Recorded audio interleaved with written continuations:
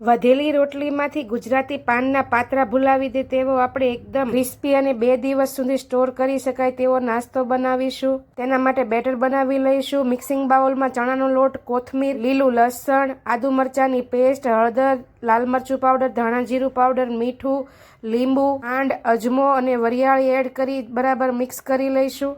અને થોડું થોડું પાણી એડ કરીને મીડિયમ થીક એવું બેટર બનાવી લઈશું.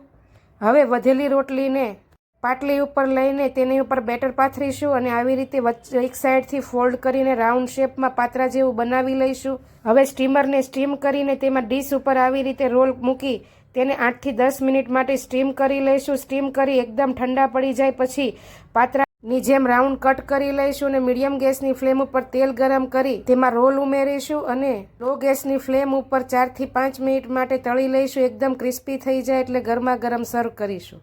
Enjoy it.